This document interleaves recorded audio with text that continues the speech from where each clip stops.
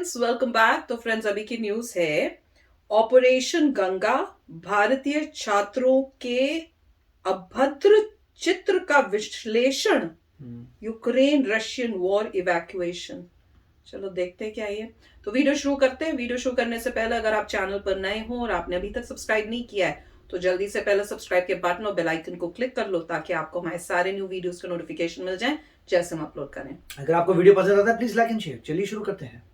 आज की और इस समय की सबसे बड़ी खबर और सबसे शुभ खबर यह है कि भारत सरकार यूक्रेन के सुमी शहर में फंसे सभी छात्रों को निकालने में कामयाब हो गई है और इन छात्रों को 12 बसों में पोल्तावा शहर ले जाया गया है जो मध्य यूक्रेन में स्थित एक दूसरा शहर है। इन बसों में भारतीय दूतावास के अधिकारी थे और अंतर्राष्ट्रीय संस्था रेड क्रॉस के लोग भी हैं। आप इन तस्वीरों में देख सकते हैं कि कैसे युद्ध क्षेत्र के बीच से भारत सरकार अपने छात्रों को सुरक्षित बाहर निकालने में कामयाब रही और इस दौरान वहां पर मौजूद रशिया के सैनिकों ने कोई गोलीबारी नहीं की और इन बसों को एक सेफ पैसेज दे दिया गया, यानी एक सुरक्षित रास्ता इन बसों को दिया गया और यह भारत की एक बहुत बड़ी कूटनीतिक सफलता है। और प्रधानमंत्री नरेंद्र मोदी ने राष्ट्रपति पुतिन और राष्ट्रपति जेलेंस्की से अपनी हर बातचीत में वहां पर फंसे हुए भारतीयों की सुरक्षा का मुद्दा उठाया था और उनसे बार बार यह कहा था कि उन दोनों देशों की सेनाएं भारत के नागरिकों को वहां से जल्द सुरक्षित बाहर निकलने में मदद करें और ये आज हो गया। भारत सरकार ने आज 17 और देशों के नागरिकों को भी सुमी से इवैक्यूएट किया है और इन 17 देशों में नेपाल, पाकिस्तान, बांग्लादेश और तुनिशिया जैसे देश भी शामिल हैं। आज ये छात्र और इनके परिवार बेशक दूसरे देशों में रहते हैं लेकिन ये सब भारत को दिल से दुआएं दे रहे होंगे। लेकिन बड़ा सवाल यह है कि ऑपरेशन गंगा के तहत यूक्रेन से भारत लौटे हमारे हजारों छात्र भी क्या अपनी सरकार को दिल से थैंक यू कह रहे हैं? और आज हम इसी बात का विश्लेषण करेंगे। ये बात हमें बहुत चुभ रही है। आपको पहले से ही हम बता दें, बहुत सारे लोगों को आज हमारी ये बात बुरी लग सकती है, बहुत सारे लोगों को ये बात चुभ सकती है क्योंकि ये एक कड़वी बात है और हमारे देश में लोग कड़वी बातें करना नहीं चाहते क्योंकि कड़वी बातों में टीआरपी नहीं मिलती। हमारे देश में लोग वही बातें करना चाहते हैं जो जनता सुनना चाहती है। तो आपको पहले ही बता दें, ये वो बात है जो शायद कुछ लोग ना सुनना चाहते हो लेकिन सच तब भी सच ही रहेगा। क्या आप जानते हैं कि दुनिया का सबसे बड़ा बिजनेस क्या है? दुनिया का सबसे बड़ा बिजनेस है युद्ध का बिजनेस। दुनिया में जब भी कहीं युद्ध होता है तो हजारों और लाखों परिवार बर्बाद होते हैं, खत्म हो जाते हैं, दुख पीड़ा आपको दिखाई देती है। लेकिन इसके साथ ही करोड़ों लोग आबाद भी हो जाते हैं, करोड़ों लोग पैसा भी कमाते हैं, यानी वो युद्ध के व्यापार से पैसा कमाते हैं। जिस भी देश में युद्ध होता है वो देश दुनिया का सबसे बड़ा बाजार बन जाता है। दुनिया की बड़ी बड़ी कंपनियां उस देश में हथियार बेचती हैं, तेल बेचती हैं, बिजली बेचती हैं, पानी बेचती हैं और फिर युद्ध क्षेत्र में जो नुकसान होता है उसके पुनर्निर्माण के नाम पर हजारों करोड़ रुपए कमाए जाते हैं। और मीडिया के लिए भी युद्ध अपनी टीआरपी बढ़ाने का, अपनी लोकप्रियता बढ़ाने का, अपनी व्यूअरशिप बढ़ाने का एक बहुत बड़ा अवसर होता है, युद्ध चाहे कहीं का भी हुआ हो। 90 के दशक में जब खाड़ी युद्ध हुआ था तब दुनिया के लोगों ने पहली बार किसी युद्ध का टेलीविजन पर लाइव प्रसारण, सीधा प्रसारण देखा था।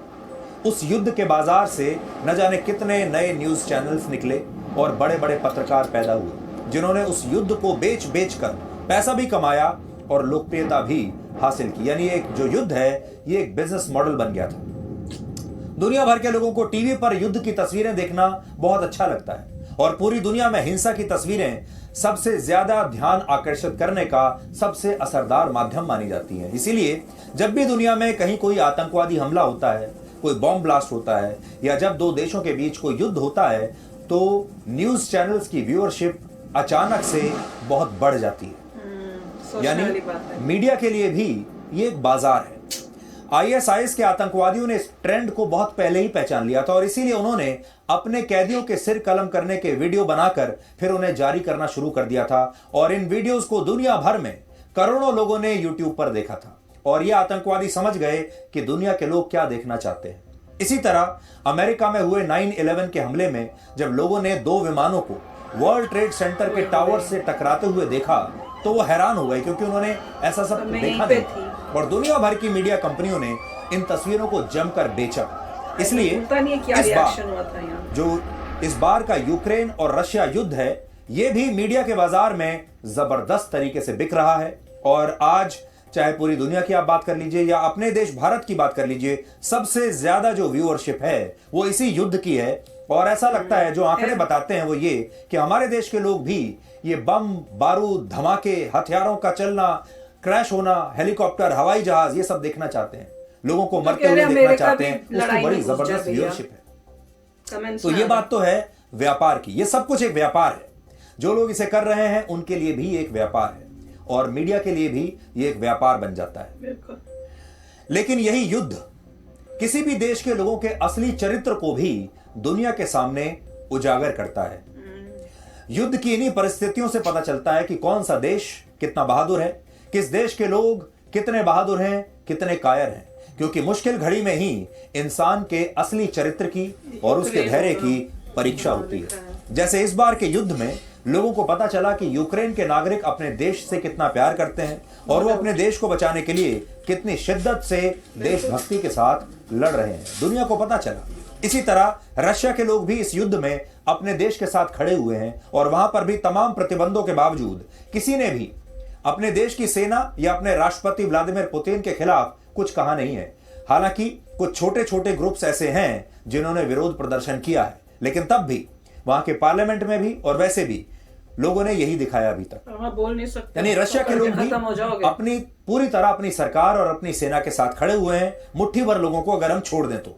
इसी तरह इस युद्ध में यूरोप में पोलैंड जैसे देशों के लोगों का चरित्र भी पता चला। जिस तरह से पोलैंड के लोगों ने दिल खोलकर यूक्रेन से आने वाले शरणार्थियों की मदद की है, उन्हें अपने घरों में रहने की जगह दी है, उससे पता चलता है कि पोलैंड के लोग कितने दयालु हैं और कितने बड़े दिल वाले हैं। इन देशों के बाद इस युद्ध ने भारत के युवाओं के असली चरित्र के बारे में भी पूरी दुनिया को बता दिया है। भारत के 18,000 युवा छात्र यूक्रेन में रहते थे और उनमें से लगभग 96% छात्रों को भारत सरकार अब सुरक्षित रूप से वापस देश ला चुकी है। इस संकट के दौरान हमारे देश के युवाओं ने जो पहली बात दुनिया को बताई वो ये कि वो जल्द से जल्द वहां से भागकर भारत आना चाहते थे। और दूसरी चीज उन्होंने ये बताई कि उनमें यूक्रेन में रहने वाले बाकी देशों के छात्रों के मुकाबले शायद सबसे कम धैर्य था, लेकिन सबसे ज्यादा शोर भी हमारे देश के छात्रों ने ही मचाया। सबसे ज्यादा वीडियोस भी हमारे देश के छात्रों ने ही बनाए। सबसे ज्यादा अपील हमारे देश के छात्रों ने ही की, ये कहते हुए कि हमें जल्दी से जल्दी बस किसी तरह से निकाल लीजिए। आपको इतने सारे वीडियोस किसी दूसरे देश के छात्रों ने बनाकर आपको नहीं मिलेंगे जितना हमारे देश के छात्रों ने बनाए हैं।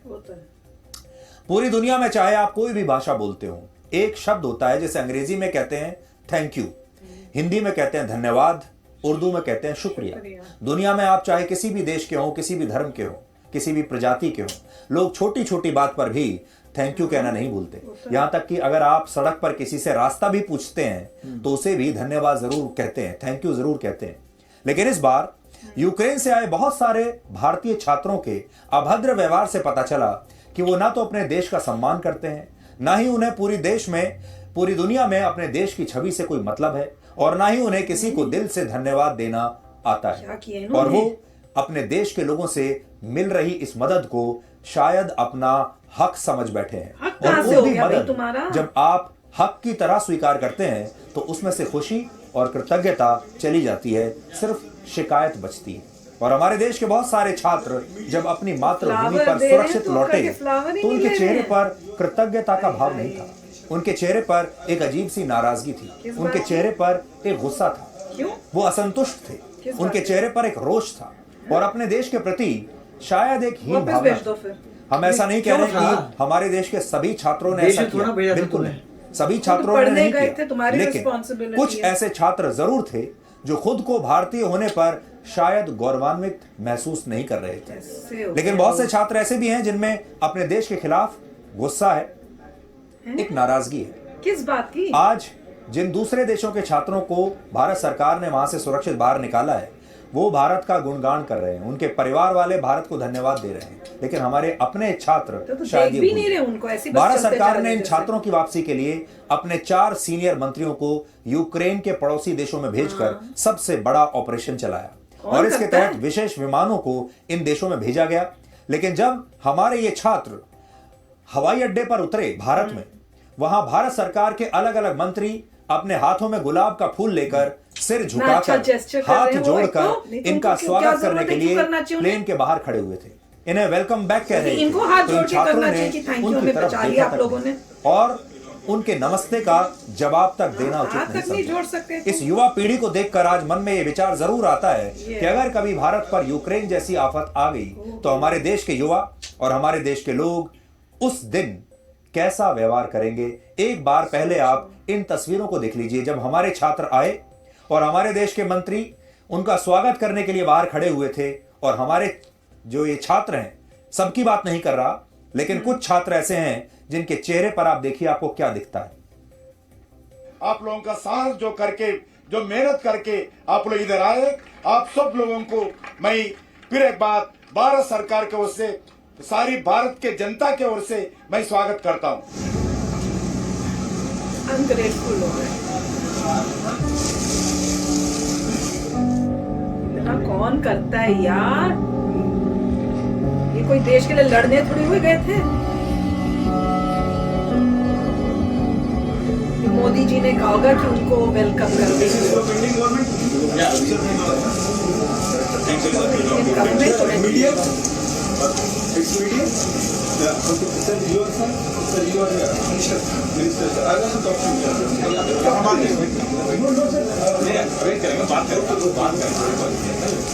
प्यार से आराम से बोल रहे, बात कर रहे हो। प्रॉब्लम क्या हुई है इन लोगों को? हाथ जोड़ रहे हैं, वेलकम करें क्या आ देखिए, गया? आप अपने आप ही गए थे यूक्रेन, गवर्नमेंट को आपको भेजा नहीं, नहीं। और गवर्नमेंट का बनता भी नहीं आप लोगों को ऐसे बचाना। आप अपनी वो पे नॉर्मली गए। हर इंसान को वहाँ पे अपने वॉलंटियर करके आप गए हो पढ़ने के लिए, हाँ। आपको खुद ही वापस आना है। ये तो जेस्चर है गवर्नमेंट का अच्छा कि आप बिल खर्चा करके बुला रहे हैं आपको वापस। You should be grateful man. और कि कौन सी कंट्रीज करती है ऐसे?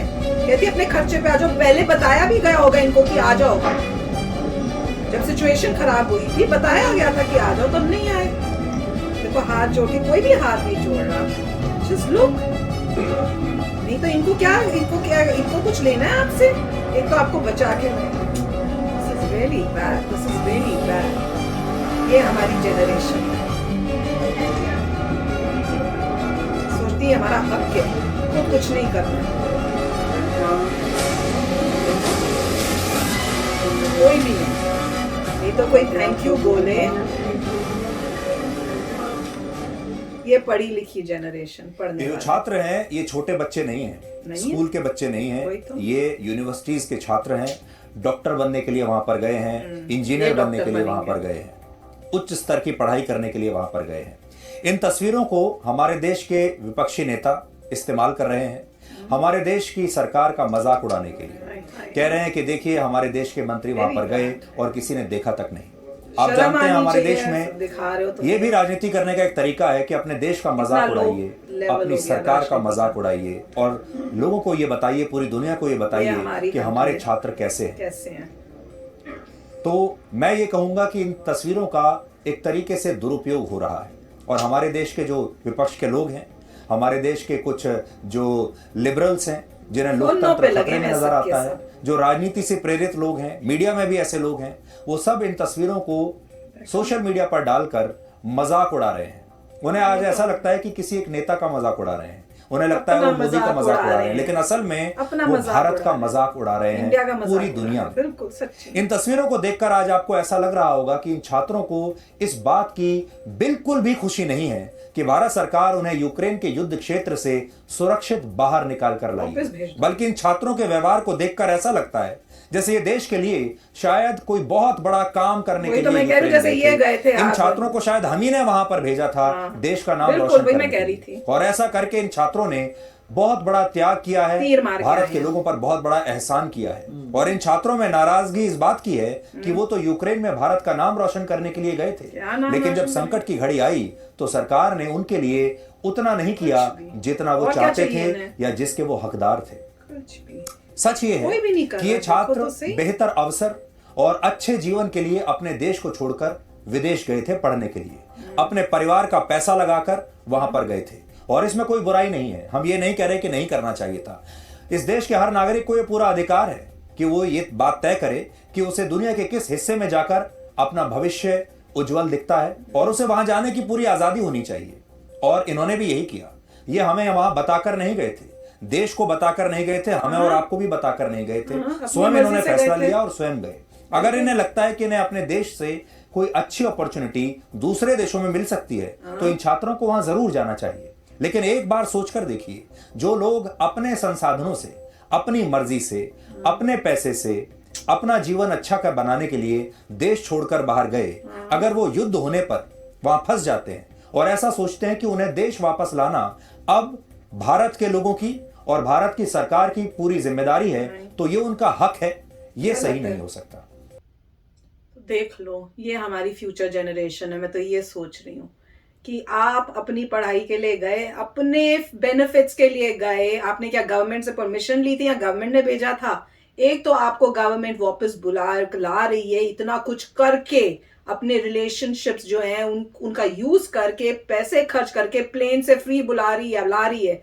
ग्रेटफुल होना तो दूर, इतनी अकड़ से सब आ रहे हैं फोनों पे, ये जैसे उनका हक था जी। ये तो वही मैं भी कह रही थी कि आप क्या जंग लड़के आए हो अपनी कंट्री के लिए, जो आप इतने अकड़ रहे हो? इतनी भी आप में नहीं थी कि आप कोई आपको हाथ जोड़ रहा है तो आप एटलीस्ट हाथ जोड़ के वापस उनको थैंक यू तो कर दो। फूल दे रहे हैं तो कितनी अकड़ थी कि फूल नहीं रही है, इतनी डिसरिस्पेक्ट।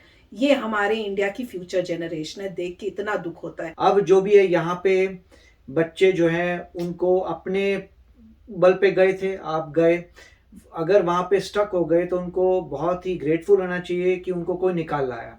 हाँ। क्योंकि गवर्नमेंट ने तो आपको नहीं भेजा था, आप इंडिपेंडेंट गवर्नमेंट आपको वार्निंग देगी, आपकी निकलो, नहीं, अगर आप जा रहे हैं, निकलो। फ्री कंट्री है, डेमोक्रेटिक कंट्री है, आप गए वहां पढ़ने के लिए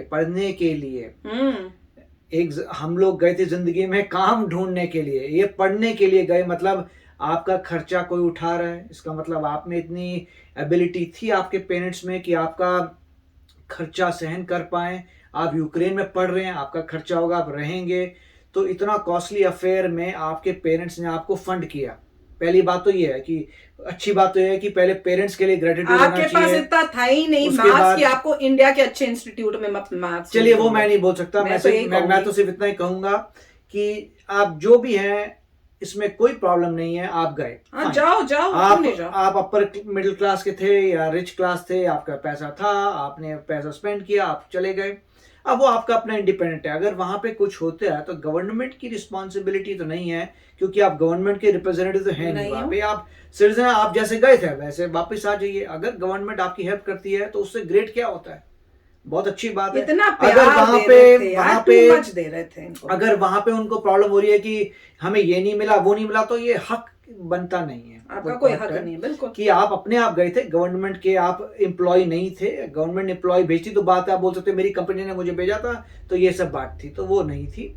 और यहाँ पे आके ग्रेटिट्यूड शो करना चाहिए था। वो बात अलग है कि उनको दुख हो रहा होगा कि उनकी डिग्री का खराब हो तो गई। इसका मतलब डिसरिस्पेक्ट हाँ। कर दो जो आपके पास। तो उनको क्या पड़ी है कि आप एयरपोर्ट पे आके आपको ऐसे दुख- ग्रीटिंग करे? कौन करता है? बच्चों कभी को- पिछले इतने सालों में कभी देखा है आपने? ये तो मोदी जी ने अब एक ट्रेडिशन, जो अपना कल्चर दिखाने की कोशिश की कि ये हमारा कल्चर कहता है कि अपने लोगों को स्वागत करो, उनको वेलकम करो, उनको जेस्चर दो कि प्यार दो कि आप वापस आए हो। हाँ, एक वो इतना अच्छा जेस्चर दे रहे हैं, ऊपर से आप अकड़ के बड़े फोनों में लगे हुए हो। इतना भी नहीं हुआ कि आप फोन हटा के थैंक यू ही बोल दो?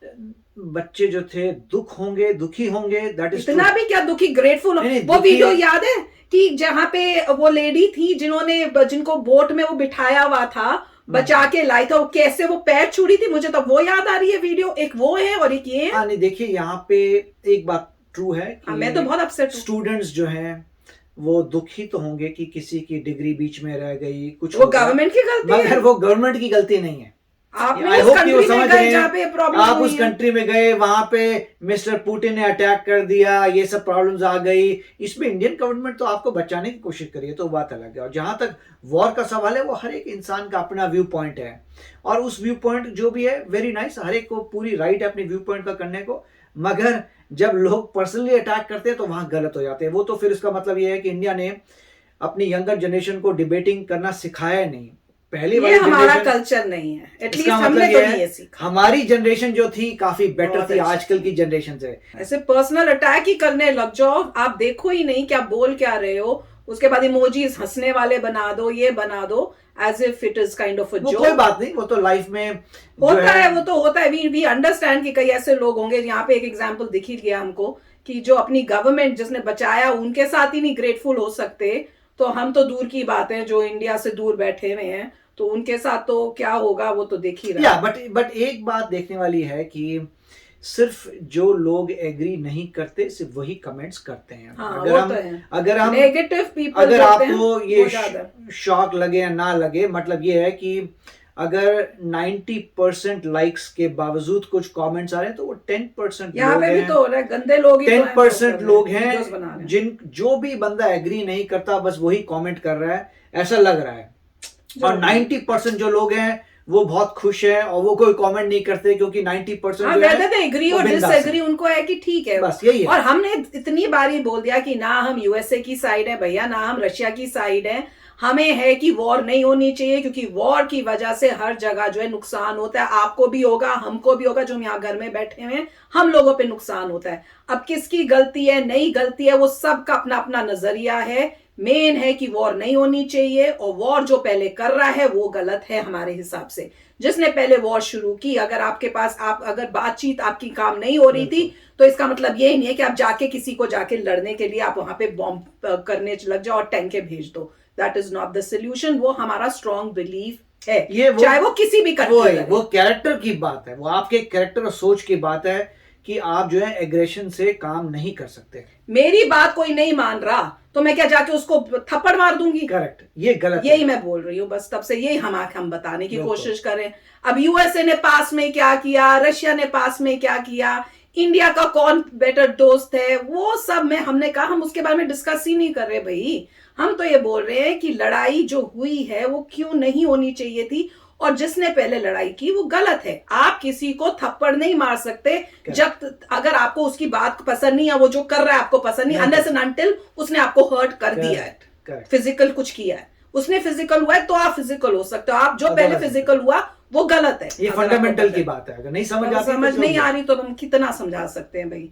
इसलिए मैं कहा था कि 90% से ज्यादा लाइक्स हैं तो 90% एग्री करते हैं, सिर्फ जो 10% एग्री नहीं करते वो मैक्सिमम कमेंट डालते हैं, वो दिमाग खराब करते हैं। पर एनीवे, ये देख के बहुत दुख हुआ इस वीडियो को। आई होप हमारी ये जनरेशन को कुछ समझ में आए कि you need to be grateful, you need to be polite, you need to be with your country, you need to be presenting. आपको ये दिखाना चाहिए कि आप अपनी कंट्री से प्राउड हो और आपको ग्रेटफुल हो रहे। ये वीडियो सब दुनिया देखेगी तो क्या इमेज आपने दी। यहाँ पे गवर्नमेंट इतना अच्छा काम कर रही है और यहाँ आप ये काम करके दिखा रहे हो कि आप हो क्या, नेक्स्ट जनरेशन जो आएगी कंट्री में वो क्या करेगी इस कंट्री के लिए। तो बहुत दुख हो रहा है, होप समझ आ जाए सबको। तो चलो फ्रेंड्स, चलते हैं, मिलेंगे नेक्स्ट वीडियो में बहुत ही जल्द। Till then take care and bye bye. तो अगर आप मेरे इस चैनल पे नए हो तो जल्दी से सब्सक्राइब के बटन को हिट करो और बेल आइकन को क्लिक करो, ताकि आपको मेरा जब नया वीडियो मैं लगाऊं आपको उसके बारे में जल्दी से पता चल जाए।